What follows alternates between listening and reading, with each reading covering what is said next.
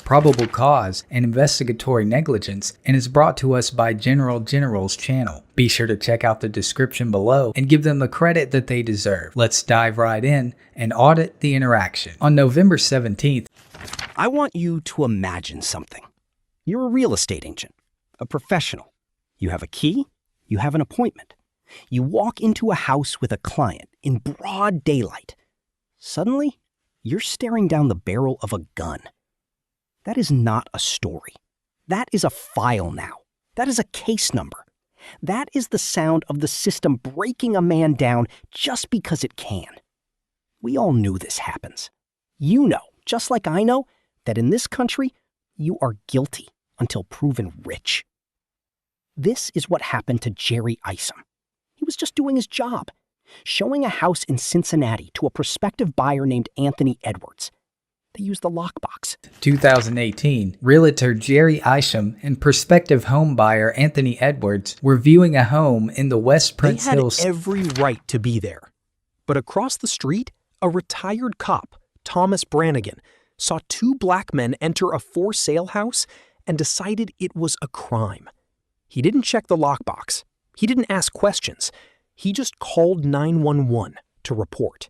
Sir Thomas Brannigan called 911.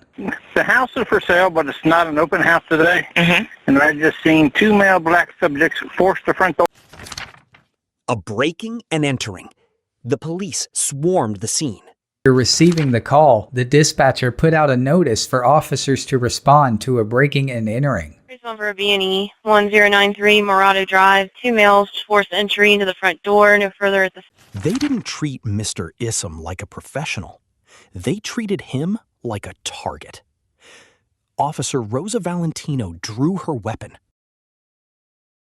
Time 1093 Morado Drive, 3221. Before approaching the residence, officers made contact with Mr. Brannigan to confirm what he had witnessed. Came up, pulled on the door, pulled backward. She had no reason to believe these men were armed. Somebody to the door, put his shoulder into the door and opened it. On this 1093. Officers then attempt to make contact with Mr. Isum and Mr. Edwards. None. But she drew it anyway. Where's Knox at? Movement in there. Address is 1093 Morado. That's the first clue that this was never about justice. It was about intimidation. It was about control. They handcuffed Mr. Isum immediately. They ignored the fact that he was a realtor. They ignored his ID. They ignored his explanation. Why? Because the word of a retired white cop is gospel. Pete, they're right up there by you.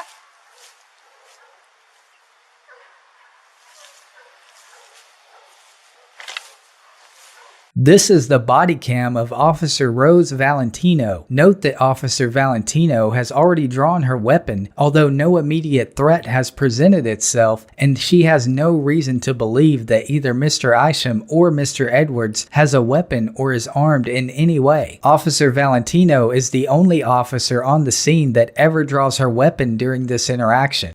The word of a black professional is a lie. The officers assumed guilt. Pete, they're right up by your window. All right, I see him. I'll order them to come out. Hey guys, come on out.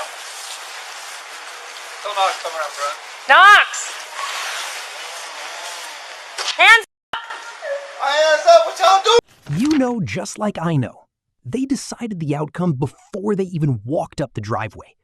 Now, the law says that a 911 call from a citizen gives officers reasonable suspicion for an investigatory stop. We get that. We understand the Terry stop. But suspicion is not a license to break the law. The officers didn't stop there. They searched him. They went into his pockets.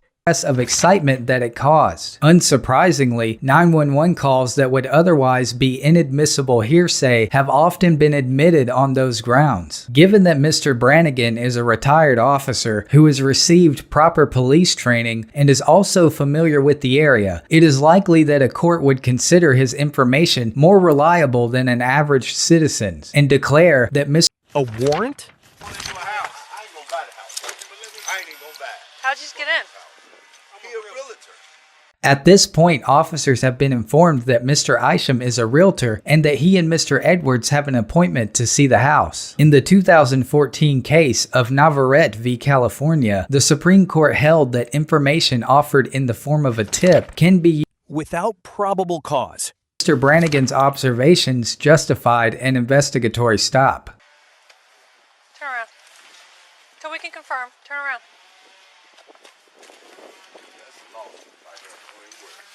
They were looking for something.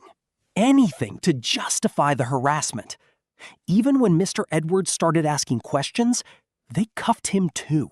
Supplied by another person. The court favored the reliability of certain citizens and circumstances over others and pointed to factors that could contribute to the authenticity of information offered by 911 callers. The court held That is the mark of a tyrant. When you can't answer the question, you silence the questioner. They didn't secure the scene. They let the accusing neighbor, the one who started this whole mess, roam around freely, while the suspects sat in cuffs. They didn't investigate the truth. They investigated the narrative they wanted to be true. This goes deep. This isn't just a bad day. This is a badge of honor for the elite. We've seen this dance before. They don't want you to know how common this is. They want you to think this is rare. But look at the files. Look at the lawsuits. The system is designed to protect the officer, not the citizen. This is the demonic nature of institutional power.